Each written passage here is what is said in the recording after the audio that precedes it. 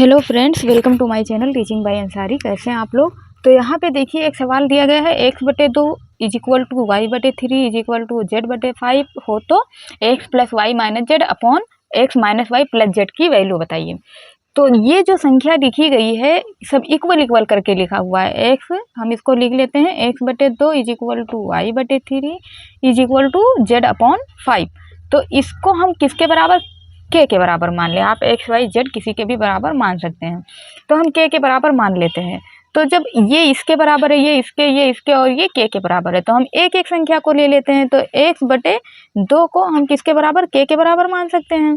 तो अब x/2 is equal to के, अब 2 इधर जाएगा तो क्या हो जाएगा, x बराबर 2k हो जाएगा, है ना।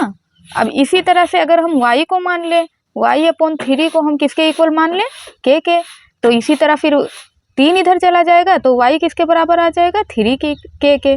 अब इसी तरह से अगर हम z को भी मान लें तो z/5 इज इक्वल टू कितना हो जाएगा, के। अगर हम z को ऐसे ही रहने दें और 5 को उधर ले जाएं तो 5k हो जाएगा। तो z की वैल्यू कितनी आ जाएगी, 5k आ जाएगी।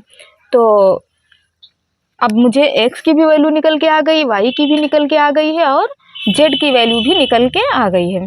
अब हम क्या करेंगे, जो भी वैल्यू निकल के आई है इसमें पुट कर देंगे और कोई इसमें ज़्यादा झाम नहीं है। तो यहाँ पे x की जगह पे हम क्या लिख देंगे, 2k, जो निशान है वही लगाएंगे, y के जगह पे 3k और z के जगह पे क्या लिखेंगे, 5k।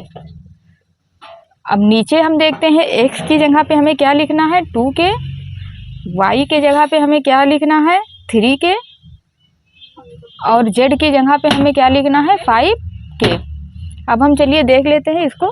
तो यहाँ पे 2k और प्लस 3k यानी कि 5k प्लस में आ जाएगा 5k और यहाँ पे माइनस का 5k आ जाएगा। नीचे हम करके देखते हैं तो क्या आ जाएगा, 7 हो गया, 7 में 3 गया तो 4k आ जाएगा, 4k आ जाएगा। लेकिन ऊपर हम अगर देखते हैं तो यहाँ पे प्लस 5k, यहाँ पे माइनस 5k यानी कि ऊपर की वैल्यू 0 आ गई। और जब ऊपर की वैल्यू 0 आ गई तो फिर नीचे से भी कोई फर्क नहीं पड़ता है। इसका आंसर क्या हो जाएगा, 0 के ही इक्वल माना जाएगा। इसका आंसर हो जाएगा 0।